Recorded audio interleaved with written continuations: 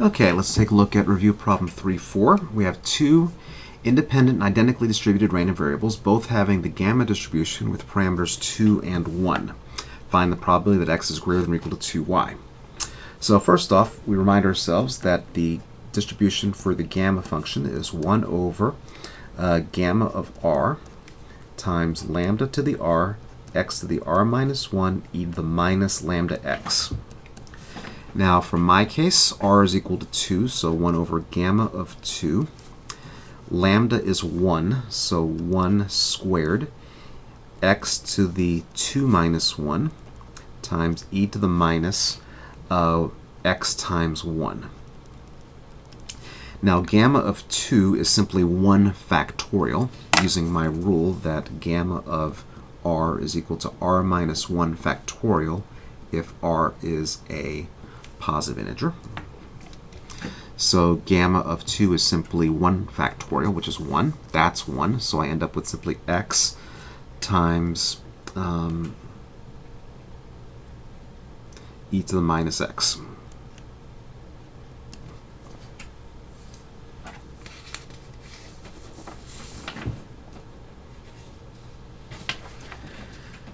Okay, so that means that the so the density for y, that's the density for x. The density for y is going to be the exact same thing, except with a y in it. So y times e to the minus y.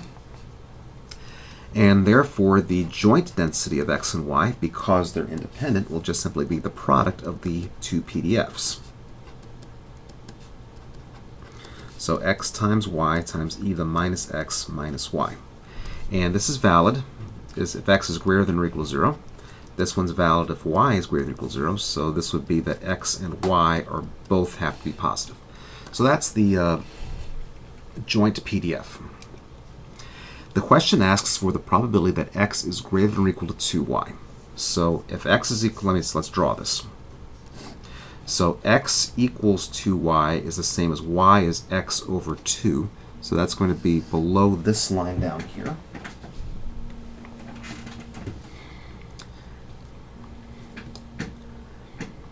And I want x to be greater than or equal to 2y, so that would be the region down here. So where x is bigger, or said another way, so if x is greater than or equal to 2y, or said another way, y is less than or equal to 2x. So I'm down in this region here. Okay, now there are two different ways of being able to solve this problem. So we can write this, the probability that y is less than or equal to x over 2. That's equal to the integral, if I integrate with respect to x first, from 0 to infinity dx. So fix a value of x, and then y would go from y equals 0 to y equals x over 2. So integral from 0 to x over 2 of the joint PDF. So x times y, e to the minus x times e to the minus y dy. Okay, so let's figure this out. First, there's another way to do this with the integral with respect to x with respect to y. I'll talk about that if I remember at the end of this video. Okay, so integral from 0 to infinity. Let's pop the x's out, and I have integral from 0 to x over 2 y times e to the minus y dy, and then that dx. Okay, so that's equal to integral from 0 to infinity x e to the minus x. Here there's no choice in the matter. We must do this by parts. If this was from 0 to infinity, I know the answer is 1. But because it's 0 to something else, I simply have to do the integral the long way. So this is integral from 0 to x over 2 of y times negative e to the minus y prime dy dx. So integral from 0 to infinity, x e to the minus x. Now this inner thing we have to do by parts. So negative y e to the minus y minus a negative becomes plus integral from 0 to x over 2 of e to the minus y dy times the derivative of y, which is 1. and this evaluated from x over 2 to 0. Okay, so now I can do this integral. So I have integral from 0 to infinity, x e to the minus x. I'm going to save the evaluation for the next step. I have minus y e to the minus y. Integral of this is minus e to the minus y. And both get evaluated between x over 2 and 0 dx.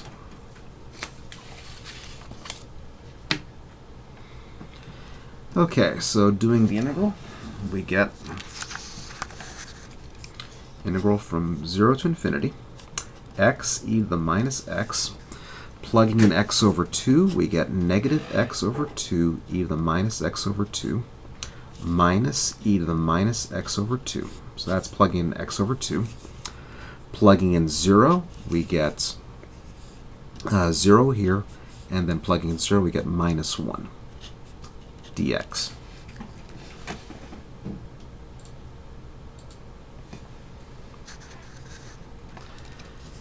And so that becomes integral from 0 to infinity. All right, so let's see. This first part we get, now let me just take it in reverse order. X e to the minus x, then I have a plus 1 here. So x e to the minus x dx. Then in this one here, I have minus integral from 0 to infinity of x. E to the minus x times e to the minus x over 2 becomes e to the minus 3x over 2 dx.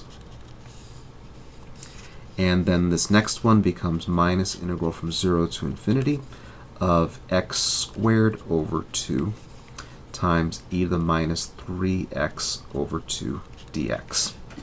Just kind of separating the pieces. Okay, now these fortunately can be done by appealing to the PDF of a gamma distribution. So I could do these by parts. I forgot the e on this middle one. I apologize. So this is x e to the minus 3x over 2. Now these I can get by appealing to the PDF of a gamma distribution.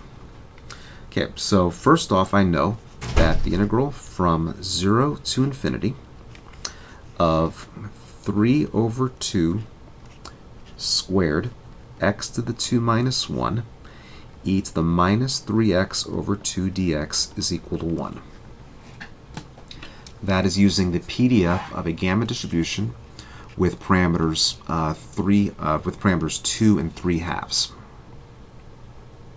And so that means that this second integral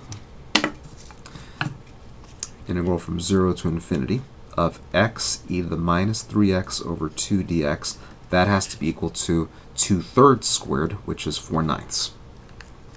Okay, so this first one is the PDF of the gamma distribution. We saw this earlier. That's the original PDF that I started this calculation with in the first place, x to the e to the minus x.